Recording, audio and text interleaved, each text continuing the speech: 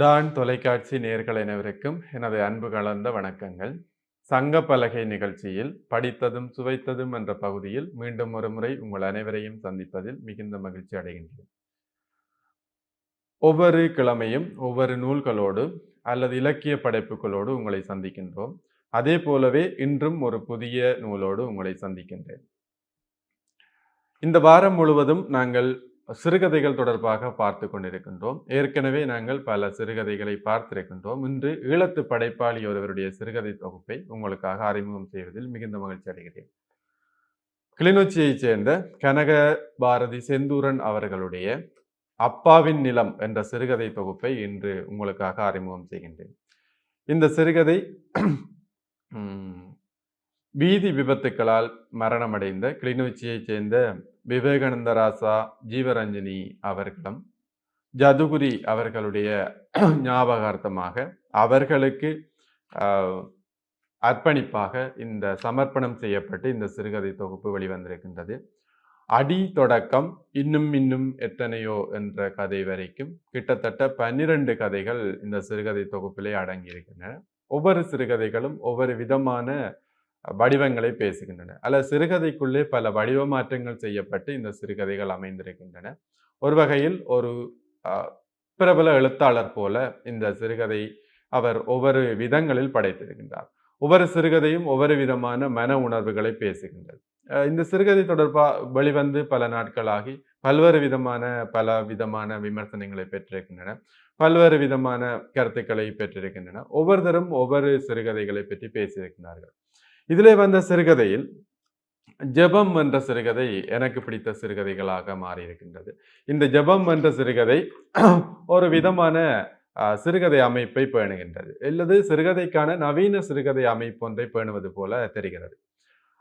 இன்று இருக்கின்ற இந்த மத முரண்பாடு அல்லது மதங்கள் இணைகின்ற போது வருகின்ற கலாச்சார முரண்பாடுகளை இன்னும் ஒரு விதத்தில் பேசுகின்ற சிறுகதையாக அமைகின்றது.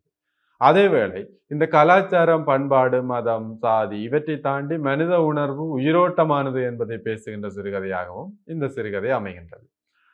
பல சிறுகதைகள் பல்வேறு விதங்களில் பேசப்பட்டாலும் இந்த சிறுகதை ஒரு புதிய கோணத்தில் பார்க்கின்றது அல்லது புதிய விதத்தில் பார்ப்பதால் இந்த சிறுகதையை உங்களுக்காக நான் இதிலே ஒரு சிறுகதையை மட்டும் நான் தருகின்றேன். ஏனைய சிறுகதைகள் தொடர்பாக நீங்கள் வாசகர்களாக வாசிக்கும் போது பல்வேறு கதைகளை பெற்றுக்கொள்ளக்கூடிய மாதிரியில் பல்வேறு விதமான அனுபவங்களை பெற்றுக்கொள்ளக்கூடிய உணர்வு உங்களில் தோன்றும். முருகேசர் என்ற பாத்திரம்தான். முருகேசர் என்ற பாத்திரம் கட்டிலே அசைவற்று கிடப்பது போல இந்த சிறுகதை ஆரம்பிக்கின்றது. இந்த முருகேசர் என்ற பாத்திரம் பல வயதை தாண்டி வாழ்ந்த மகன், மகள், மனைவி என்ற குடும்பத்தைச் சேர்ந்த ஒரு முருகேசர் என்ற பாத்திரம் கிடக்கின்றது. இந்த பாத்திரத்தை எழுப்பி நிமித்துகின்ற போது அல்லது நிமித்துவதிலிருந்து தான் இந்த கதை தொடங்குகிறது. வைத்தியசாலையில் கிடக்கிறது. நீண்ட நேர போராட்டத்தின் பின்னர் கட்டிலில் காலை தொங்க போட்டவாறு எழுந்து குந்தியது முருகேசரின் உடல் என்று அவர் அந்த கதையை தொடங்குகின்றார். அப்போ எழுந்து குந்தியது என அகிர்ணையில் அவர் அதை பேசுகிறார். ஏனெனில் உணர்வுகள் இல்லை, பேசுவதற்கான எதுவுமே இல்லை. அப்போ எழுந்து குந்தியது அவர் மகன்தான் அந்த முருகேசரை நிமித்தி அந்த கட்டிலையில உட்கார வைக்கின்றார். இப்ப அவர் உட்கார வைக்கின்ற போது அந்த உடல் குந்தியது என இந்த கதையை தொடங்குகின்றார். உண்மையில் இந்த கதை முழுவதும் பேசப்படுவது ஒரு வைத்தியசாலை அல்லது வைத்தியசாலை சார்ந்த ஒருவருடைய முதுமை கால உணர்வுகள் தான். ஆனால் அந்த உணர்வுகளுக்குள்ளே இயல்பாக இன்னும் ஒரு விடயத்தையும் அவர் உள்ளே கொண்டு வந்து காட்டுகின்றார். வைத்தியசாலையில் இவர்கள் இருக்கின்ற போது மதிய நேர பார்வைக்காக ஒரு 60 வயதை தாண்டிய பெண் ஜெபம் செய்வதற்காக உள்ளே வருகின்றார்.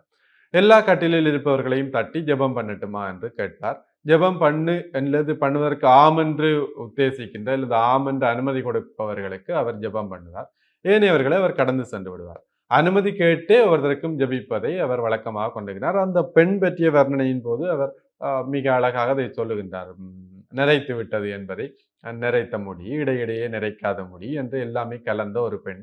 இவ்வாறான ஒரு பெண்ணைத்தான் அவர் அறிமுகப்படுத்துகின்றார். இந்த பெண் ஜபிப்பதற்காக அந்த வாட்டின் ஓரத்தில் வருகிறார். ஆனால் முருகேசனுடைய மகனுக்கு இந்த ஜபிப்பது பிடிக்கவே இல்லை. யாழ்ப்பாண பாரம்பரியத்தில் சைவ பண்பாட்டிலே வளர்ந்த அவனுக்கு இந்த ஜபிப்பது என்பது ஒரு விதமான மன கடுப்பை அவனுக்கு ஏற்படுத்துகின்றது. ஜெபம் பண்ணுவோமா ஐயான்னு முருகேசரை அவள் கால்களில் தட்டி கேட்கின்றாள். ஜெபம் பண்ணுவோமா ஐயான்னு. வேணாம் வேணாம் உங்களோட வேலையை பாருங்கன்னா அவன் உடனடியாக முகத்தில் அடித்தது போல பேசுகின்றான். அவள் அவனை பார்க்கவில்லை, முருகேசனுடைய மகனை பார்க்கவில்லை. முருகேசனை பார்த்தவாறே அவ்வாறே அடுத்த கட்டிலுக்கு சென்று விடுகின்றார். அவருக்கு முருகேசனை பொறுத்த வரைக்கும் அவர் எழுந்து கேட்கின்றார், யார் என்னை தட்டியது என்று. அப்போ மகன் சொல்கின்றார், அந்த ஜெபம் பண்ணுகிற அவர்தான் உங்களை தட்டியது. ஆனா முருகேசர் உடனடியாக அவள் பண்ணுவதற்கு விட்டிருக்கலாம் தானே என்று கேட்கின்றார். ஆனா மகனுக்கோ விருப்பமில்லை.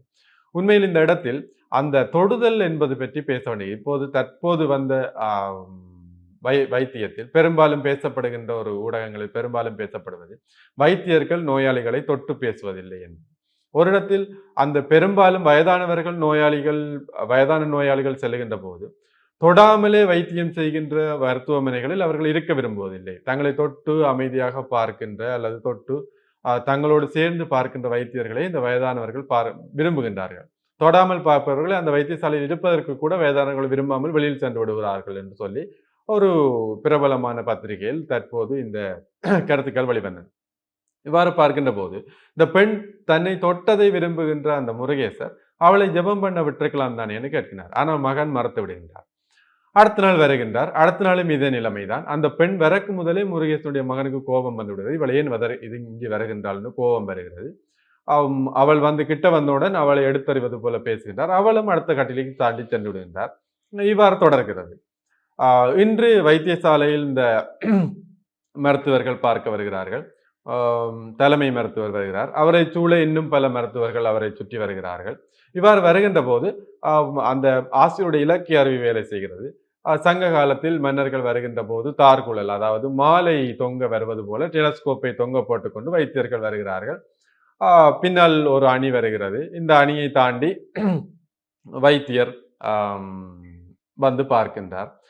என்று சொல்கிறார். அவருக்கு காது கேட்கிறது. மெதுவாக வாயை திறக்கின்றார். இந்த விவரணங்கள் எல்லாம் உண்மையில் மிக அழகாக கொடுக்கப்பட்டிருக்கின்றது. அவருடைய பீழை சாறுவதிலிருந்து வாயை திறக்கின்ற போது சின்ன சின்ன விவரணங்கள் மிக நுணுக்கமாக தரப்பட்டிருக்கின்றன. ஒரு யாழ்ப்பாணத்து பண்பாட்டு கலப்போடு இந்த விவரணங்கள் தரப்படுகிறது. மிக அழகாக இருக்கிறது. இந்த அமைப்பில் இந்த அழகான அமைப்புகள் இருந்து கொண்டு இந்த கதை பேசப்படுவது இன்னும் அழகாக மாறுகிறது. அப்பாவுக்கு சுடுதண்ணி எடுப்பதற்காக அவன் கேண்டீனுக்கு செல்கின்றான். இந்த நேரத்தில் அந்த பெண்களுடைய வைத்தியசாலை அறைக்குள் நிற்கின்றாள். அப்போதும் அவனுக்கு அது கோபமாகவே இருக்கிறது. சென்று தண்ணி எடுத்து வருகின்றான். வைத்தியர்கள் வந்த பின்பு இவர் எத்தனை நாள் சாப்பிட்டு என்று கேட்கிறார்கள். இவன் சொல்கிறான், அந்த அப்பாவுக்கு முருகேசருக்கு அது நினைவில்லை. மகனை தேடுகின்றார். மகன் சொல்கின்றார், கிட்டத்தட்ட 4 நாட்களாக இவர் சாப்பிடவில்லை என்ற தகவலை சொல்கின்றார். இவர்கள் ஒன்றும் பேசவில்லை. அடுத்ததற்கு சென்று விடுகிறார்கள். அடுத்த கட்டிலுக்கு சென்று விடுகிறார்கள். இவன் பார்த்திருக்கின்றான். திடீரென அந்த சிங்கள நர்ஸின் குரல் ஒலிக்கிறது, முருகேசர் முருகேசர் என. மகன் ஓடி சென்று பார்க்கின்றார். உங்களுடைய அப்பாவுக்கு துண்டு வெட்டி ஆயிற்று என்று சொல்கின்றார். அவனுக்கு அதிர்ச்சியா உள்ளது. அப்பா எந்த வகையிலும் பெறவில்லை. மருத்துவத்திலிருந்து வாரதுக்கான எந்த ஏற்பாடுகளும் அங்கு இல்லை. இல்லைனால் அப்பா நலமாவதற்கான எந்த அறிகுறிகளும் தெரியவில்லை. ஏன் துண்டு வெட்டினார்கள்? அப்ப அருகில் இருக்கிற கட்டில்காரர் கேட்கிறார், என்ன நடந்தது என்று. அப்ப என்ன நடந்ததுன்னு கேட்கின்ற போது அவர்கள் குறிப்பிடுகின்றார்கள், சாப்பிட்டது எத்தனை நாள் என கேட்கின்ற போது இந்த சாப்பாடு 4 நாளாக சாப்பிடவில்லை. அப்ப சாக்குடி அன்னம் இறங்காது என்று அவர் குறிப்பிடுகின்றார். அப்ப திருப்பி கேட்கின்றார், என்ன என்று. அப்போ சாப்பிடாமல் இருப்பது மிகவும் பெரிய வருத்தம், அல்லது சாப்பிடாமல் இருப்பது மிகவும் மோசமான நிலைமை என்பதை அவர்கள் குறிப்பிடுகின்றார்கள். இந்த குறிப்பிடுகின்ற போது கெடுகுடி சொற்கேளாது, சாக்குடி அன்னம் இறங்காது, இந்த சொலவடையை அவர் அங்கே பயன்படுத்துகின்றார். இந்த சொலவடையை மிக அழகாக மாறுகின்றது. இந்த மிக அழகான ஒரு சொலவடை. இந்த சொலவடையின் முழு அர்த்தமே நாங்கள் இப்போதுதான் இதில் தான் நானே அறிகின்றேன். இது ஒரு நீளமான சொலவடை. கெடுகுடி சொற்கேளாது என்பதை நான் கேட்டிருக்கின்றேன். அதன் பின்னால் இதுக்கும் வருகிறது என்பது இதில் தான் நான் அறிகிறேன். சாக்குடி அன்னம் இறங்காது. அப்ப இவர் சாக போகிறார் என்ற அந்த இதனை பக்கத்தில் இருக்கின்ற கட்டில்காரர் சொல்லுகின்றார். நீண்ட நாளாக சாப்பிட இருப்பவர் சாக போகிறார். எனவேதான் உங்களை துண்டு வெட்டி வீட்டை அனுப்புகிறார். அப்போ வீட்டை அனுப்பியாச்சுன்னா ஆட்டோவுக்கு சொல்வதற்காக இவன் செல்லுகின்றான். அங்கு ஆட்டோவை அழைத்து வருகின்ற போது தான் அவருக்கு தெரிகிறது, அழைத்து வந்து ஆஸ்பத்திரியின் வெளிப்பகுதியில் நிறுத்திவிட்டு இவன் ஓடி வருகின்றான். ஓடி வருகின்ற போது ஒன்று தெரிகிறது, அப்பாவை எழுப்பி நிமித்துகின்ற போது அவனுக்கு அவருடைய ஷர்ட் பட்டின்களை பூட்டுகின்ற போது அழுகை பீரிட்டு கொண்டு வருகிறது. அருகில் இருக்கிற அதே நேரம் அது மதிய நேரமாக இருக்கின்றது. தூரத்திலே அந்த பெண் ஜெபிச்சு கொண்டு வருகிறார். ஒவ்வொரு கட்டிலாக கேட்டு கேட்டு வேணாம் பெரும்பாலும் வேணாம் என்ற பதில் தான் வருகிறது. வேணும் என்று சொல்பவர்களுக்கு அவள் ஜெபிக்கின்றாள். அதை தாண்டி அந்த பெண் வந்து கொண்டிருக்கின்றார். இந்த அருகில் இருக்கிற ஐயா சொல்கிறார், அந்த பெண்ணை ஒரு முறை ஜெபிக்க விட்டால் சில வேளை ஐயாவுக்கு சரியாகலாம். இவனுக்கு கோபம் வருகிறது. இத்தனை வைத்தியர்கள் பார்த்து ஜபிக்காதே அல்லது ஜபித்து அப்பாவுக்கு என்ன வருத்தம் என்பதை தீர்க்க முடியாதே இவள் செய்ய போகிறாளான். சரி என்று நிமித்தி அவளை அப்படியே அவரை தூக்கி சரியாக நிமித்தி ஆடைகளை போட்டு வீட்டை அழைத்து செல்ல வருகின்ற போது அவனுக்கு ஏதோ செல்கிறது. ஏதோ ஒன்றை நான் இழக்கப் போகிறேன், இவ்வளவு காலம் தன்னை தாங்கிய தகப்பனை இழக்கப் போகிறேன் என்று அவனுக்கு கண்ணீர் பிசுகின்றது. அப்படியே நிறுத்திவிட்டு ஓடிப்போய் அந்த ஜெபிக்கிற பெண்ணை கூப்பிட்டு ஒரு முறை அப்பாவுக்காக ஜெபியுங்கள் என்றால் அவளும் வந்து கைகளை நீட்டி எல்லாம் வல்ல பிதாவே என ஆரம்பிக்கின்றார். இத்தோடு இந்த கதையை முடித்து விடுகிறார். அப்போ இந்த கதையின் முடிவு என்பது அல்லது முருகேசருக்கு என்ன ஆனது, முருகேசர் உயிர் பிழைத்தாரா இல்லையா, அல்லது இந்த ஜெபம் பண்ணியதன் பலன் என்ன என்பது தொடர்பாக எந்த அறிவுறுத்தலையும் இல்லை எந்த விதமான தகவல்களையும் கதையாசிரியர் தரவில்லை. அத்தோடு நின்று விடுகிறது. ஆனா வாசிக்கின்ற எங்களுக்கு முருகேசர் பற்றிய ஒரு ஒரு நடுக்கட்டத்தில் இல்ல அது வாசிக்கின்ற ஒரு அரை கட்டத்தில் முருகேசர் பற்றிய அந்த விவரணைகளின் போது முருகேசர் மீது ஒரு இயல்பான ஈர்ப்பு வந்து விடுகிறது. இந்த கிழவன் இல்லது அவருடைய தந்தை உயிர் பிழைத்திட வேண்டும் என்ற பதட்டம் மனதுக்குள்ளே தொற்றிக் கொள்கின்றது. ஆனால் அந்த இடையிலே அவர் இந்த ஜெபம் என்ற ஒன்றை கொண்டு வருகின்றார். இந்த ஒரு யாழ்ப்பாணத்து சைவ பண்பாட்டிலே இருந்த ஒருவருக்கு விலகி வருகின்ற இல்லைன்னா பண்பாட்டு மோதலுக்குள் வருகின்ற அந்த பெண்ணை விவரிக்கின்ற போது அது காதுகளில் தோடு இல்லை, ஆனால் தோடு போட்டதற்கான அடையாளம் இருக்கிறது, கழுத்தில் ஜெபமாலை என ஒரு விவரணம் வருகிறது. இந்த தோடு இல்லாத இந்த பண்பாட்டு எதிர்மறை பண்பாட்டையே தமிழர்கள் விரும்புவதில்லை. அல்லது அவளுடைய வெள்ளை துணி அல்லது வெள்ளை சேலை என்பதையும் தமிழர்கள் விரும்புவது. இவர்களுடைய இந்த எதிர்மறை பண்பாடு என்பது வெள்ளை ஆடை என்பது தமிழ் பண்பாட்டை பொறுத்த வரைக்கும் அது எதிரான பண்பாடு தான். வெள்ளை ஆடை என்பது கணவனை இழந்தவர்கள் உடுக்கின்ற ஆடை. காதில் தோடில்லை என்பது தமிழ் பண்பாட்டுக்கு எதிரான பண்பாடு. இந்த எதிர்மறை கலாச்சாரத்தோடு வருகின்ற ஒரு மதத்தை ஏற்றுக்கொள்வது என்பது ஒரு சைவ பண்பாட்டில் வளர்ந்த அவனால் முடிகிற காரியம் இல்லை. ஆனால் என்னுடைய தந்தையை இழக்கப் போகின்றேன், இவ்வளவு காலமும் உள்ளங்கையில் தாங்கிய என்னுடைய தந்தையை நான் இழக்கப் போகிறேன், அல்லது என்னோடு நகமும் சதையுமாக இருந்த இந்த தந்தையை நான் இழக்கப் போகிறேன் என்கிற போது அவனுக்கு இவை எல்லாவற்றையும் தாண்டி அவள் ஒரு முறை ஜபித்து சில வேளை என்னுடைய தந்தை பிழைத்து விட்டால் நான் மகிழ்ச்சி அடைவேன் என்ற கட்டத்துக்கு அவன் வந்து தானே தேடி சென்று அவளை வந்து ஜபிக்க சொல்கிறான். இது ஒரு அறிவியலுக்கும் ஆன்மாவுக்கும் இல்லது ஆன்மா இயலுக்கும் இடையில் வருகின்ற ஒரு போராட்டம். இந்த போராட்டத்தில் யார் வெற்றி பெறுகிறார்கள் என்றல்ல, அறிவியலை தாண்டி பேசப்படுகின்ற பல விடயங்கள் இங்கு உண்டு. அறிவியலை தாண்டி மனிதர்களுடைய புலன் அடக்கத்துக்குள் புரியாத பல விடயங்கள் உண்டு. இந்த விடயத்துக்குள் தான் இந்த உணர்ச்சி போராட்டமும் வருகின்றது. இந்த உணர்ச்சி போராட்டத்தை படம் பிடித்து காட்டுதல் தான் இந்த ஜெபம் என்ற சிறுகதை வெற்றி பெறுகிறது. உண்மையில் மனிதர்களை பொறுத்த வரைக்கும் மதம், சாதி, இந்த பண்பாடு, கலாச்சாரம் இவை எல்லாவற்றையும் தாண்டி உணர்வு என்கின்றது வருகின்ற போது அல்லது அன்பு, பாசம் என்ற கருத்துக்கள் உள்ளே வருகின்ற போது இவை பெரும்பாலும் வெற்றி பெறுகின்ற விடயங்களாகவே வருகின்றது. அல்லது மனித இந்த பாசம், அன்பு, உணர்வுகள் என்பவை இவை எல்லாவற்றையும் தோற்கடித்து விடுகின்றது. இப்படி பார்க்கின்ற போது இந்த ஜெபம் என்ற சிறுகதை ஒரு வெற்றி பெற்ற சிறுகதையாக அடையாளப்படுத்த முடியும்.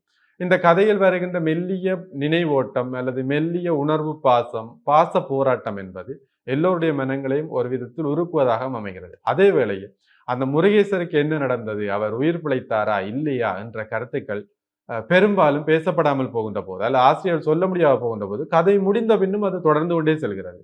முருகேசருக்கு என்ன நடந்திருக்கும் என்பது வாசகனாக தொடர்ச்சியாக பேசப்படுகின்ற விடயமாகவே மாறிவிடுகிறது. இவ்வாறு மாறுகின்ற போது இந்த சிறுகதை இன்னும் பலமான சிறுகதையாக மாறுகிறது, இல்லது வாசித்த பின்னும் சில நாட்களுக்கு தாக்கம் செலுத்துகின்ற சிறுகதையாக மாறுகின்றது. அந்த இடத்தில் தான் சிறுகதை ஆசிரியரும் வெற்றி பெறுகிறார் என்று நினைக்கிறேன். இவ்வாறு பல சிறுகதைகள் இந்த அப்பாவின் நிலம் என்ற சிறுகதையிலே இந்த சிறுகதை தொகுப்பில் வந்திருக்கின்றது. ஒவ்வொன்றும் வன்னி மண்ணின் அல்லது யாழ்ப்பாண பண்பாட்டின் பிரதி கூலங்களாக அல்லது பிரதி பிம்பங்களாக அமைகின்றது. இந்த பிம்பங்களை நீங்களும் வாசித்து உங்களுடைய வாசிப்பு அனுபவத்தை அல்லது இலக்கிய அனுபவத்தை பெற வேண்டும் என்று கேட்டு விடைபெறுகின்றேன். மீண்டும் ஒரு முறை சந்திக்கும் வரை உங்கள் அனைவருக்கும் நன்றி கூறி விடைபெறுகிறேன். நன்றி.